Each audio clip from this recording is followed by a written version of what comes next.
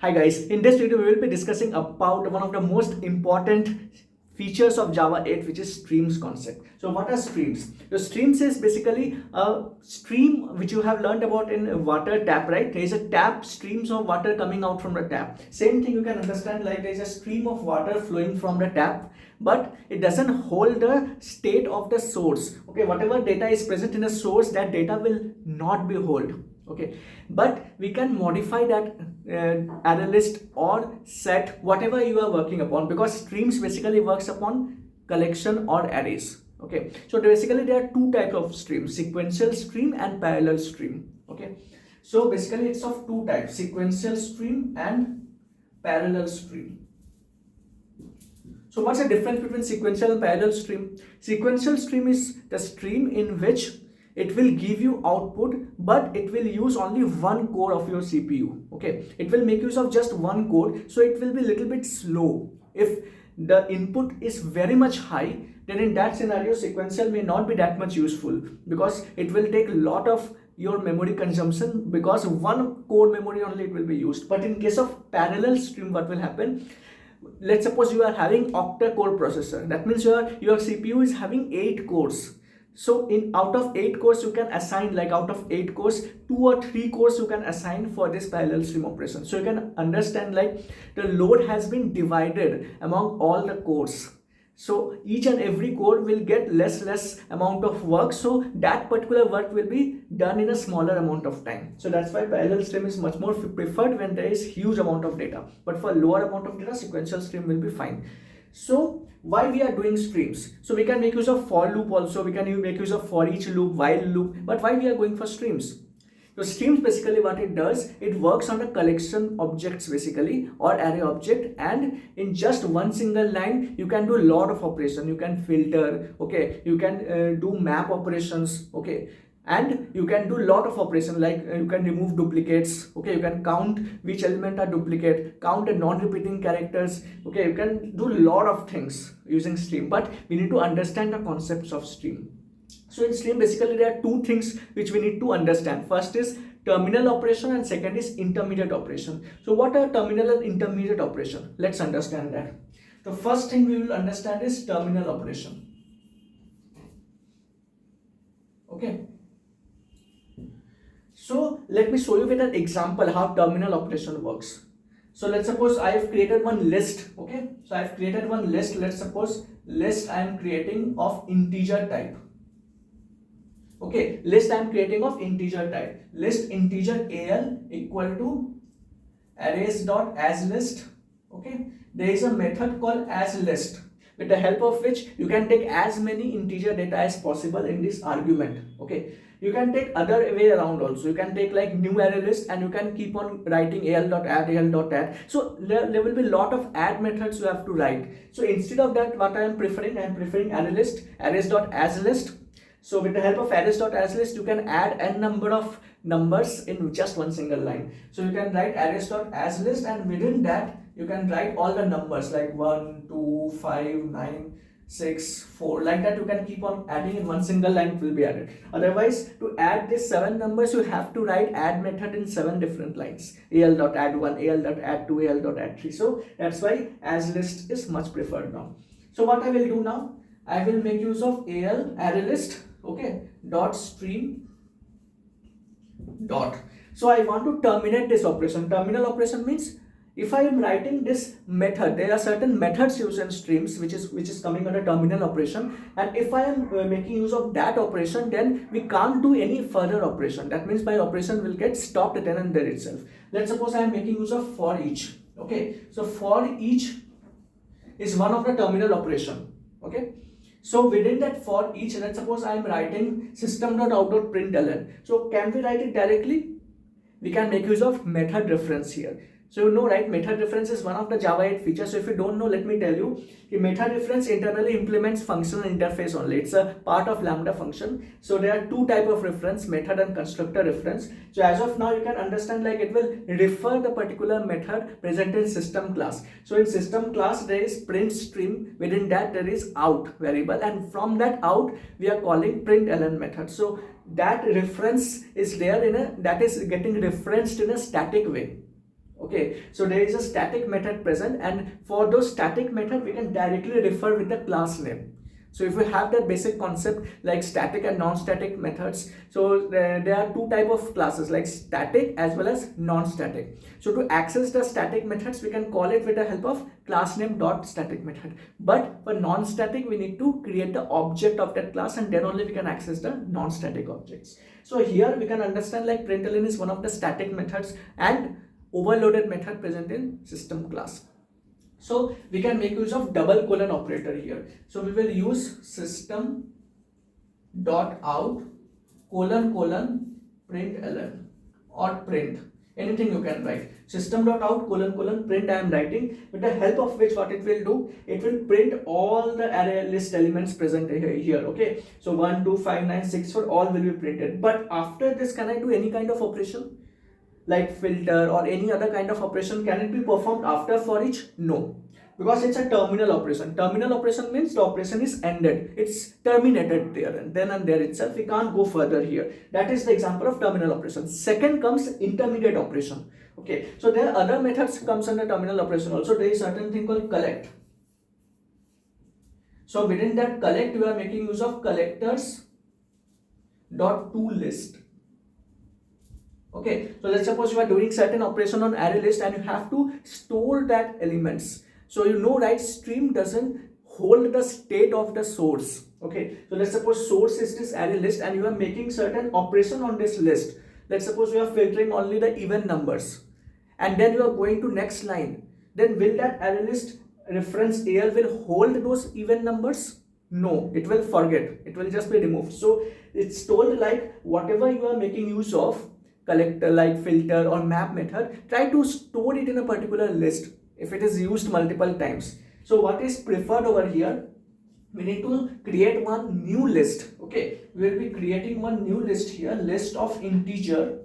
Okay, and in that we will create one variable, let's suppose b I am writing, and in that we need to store the elements, and if you store it and then if you use it, it will be retained. But if you are directly making use of stream, it will not hold the value, that source value, but whatever changes you made on this array list elements, it will be gone after execution of this line.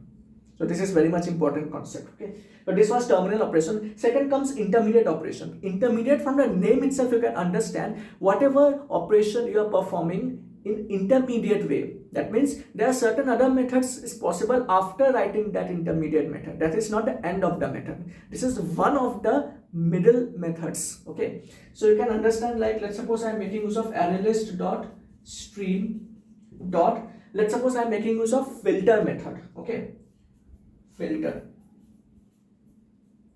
So there are certain lot of their intermediate methods available. Okay, so filter is one of the intermediate methods. So after this you can do n number of operation. You can do count, you can do collect. Okay, you can do n number of operations, but after putting terminal method you can't add any number of methods. That is the last point. But after intermediate operation, intermediate method, you can add n number of intermediate but one terminal.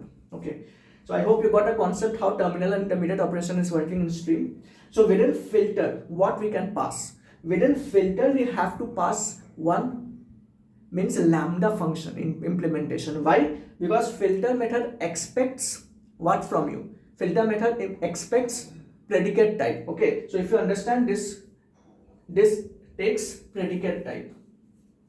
Okay, and in predicate, predicate is one of the functional interface which contains only one abstract method. Okay, you know, right, functional interface contains only one abstract method. What abstract method present in predicate functional interface? It's test method. Okay, so in test method what it does, it tests whether the condition you have put over here is any of the elements following that rule or not. So what I mean to say, let me explain you. Let's suppose in filter I am writing one lambda expression. Okay, so you know, right, whenever there is a functional interface, it's expecting, that means you have to put lambda expression over here.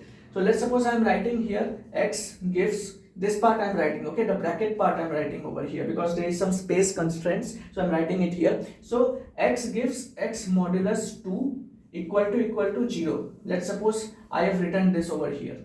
Okay, So what I have written, I make use of lambda function over here. X gives x modulus 2 equal to 0. So any of the element which satisfies this rule, that only will be filtered out and will be stored in a new list called B. Okay, so is 1 modulus 2 0? No, that means 1 is not an even number. 2 modulus 2 is 0? Yes, that means it's an even number, that will be filtered out. So 2 will be coming here. Okay, so one full box it will be created and 2 will be coming here. That means that 2 is filtered out. Then comes 5. 5 modulus 2 is 0? No, that means 5 will not be filtered out. Then 9 modulus 2 is 0? No, that means 9 will not be filtered out. So 6 and 4 are even numbers. Modulus 2 is 0, that means it will be filtered out. So final array list, after doing this streaming and this intermediate operation, the output will be like 2, 6, 4. But before that, you have to perform this collect operation as well. Dot collect collectors dot toList. At the last, you have to write that terminal operation. If you don't write a terminal operation, if you just end it with intermediate operation method, then it will start showing compile time error. It will tell you that we need to fix it. We need to end it. It's not ended yet. So with the help of collect method, it will be ended and you will terminate that operation then and there itself. So after doing that, this list, a new list which got created, it will hold only 3 values out of that array list of how many elements? 5 elements, 6 elements. So like that we can perform the filter operation. Similar to that, there is a map method also. So a map method, from filter you can see it reduces the number of elements. So any operation, any type of concepts which they are asking you in interview, let's suppose they are asking you to reduce the number of values, like even number, odd number, that means number of elements can get reduced. Okay, worst case will be what? There are no even elements present in this. There will be worst case that, and best case will be all elements are even. Okay, so that means in worst case scenario, number of elements will get reduced, right? There is a chance. So in any type of scenario where number of elements can get reduced, that means we have to make use of filter method. And map method will be used when number of elements will not be reduced. Rather, we need to perform operation on the existing array elements such that array elements will get modified, but it will not be reduced. Let's suppose I want to do a square of all the array elements. These are the array list elements. I want to do the square of it. How can we do that? Everything will be same, but instead of filter, we will make use of map method. Instead of filter, we will make use of map method. And map expects which type of interface? It expects function type of functional interface. So there are various type of functional interface came in Java 8. Okay, so one of them is predicate, then is function. Okay, there is consumer, there is supplier, by consumer, by supplier. There are a lot of functional interface, so we have to use it as and when required. So we will be telling you slowly. So in this map, it will expect function type of functional interface, and any method which is expecting functional interface, that means we can make use of lambda function over here, because lambda function internally implements functional interface only. Okay, so what can we put in function here? We have to do the square of all the elements. So what can we put? So we can put over here, let me move it.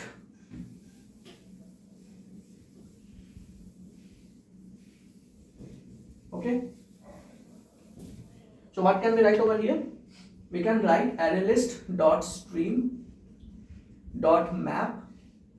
We have to maintain the number of elements. Okay, so what can we do? X lambda function, x multiplied by x.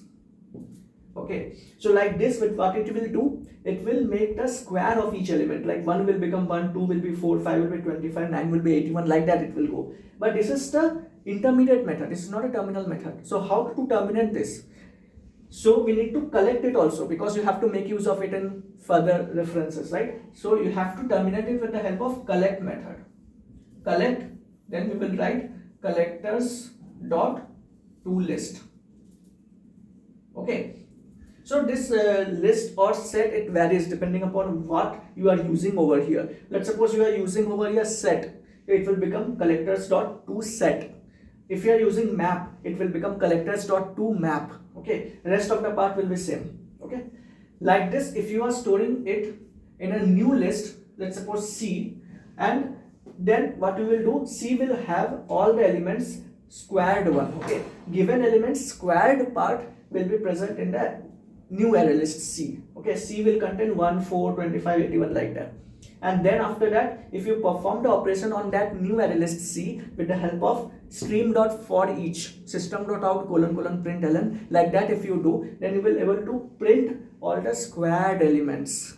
You have perfectly able to square all the given array list elements. So like that we have explained you how filter and map method is working and how terminal operation are working, how intermediate operation are working. So this is the major advantage with streams. You can reduce the boilerplate codes and you can remove that n number of lines that we have to write again and again into just one single line. So this is just one of the reference example that I have taken. There are a lot of major advantage you will get to know when you will be able to solve bigger problems, like the count of non-repeating characters, what is the first non-repeating characters, okay, what are the repeating strings present in a given string array. There are a lot of problems that this streams will help us to resolve. And we have to understand, like, there are primitive data types like int, double, float. We can't use that in stream because stream works on collection. So for that there is a specific type of class. Okay, so for int, for integer type, that means there is an int stream class.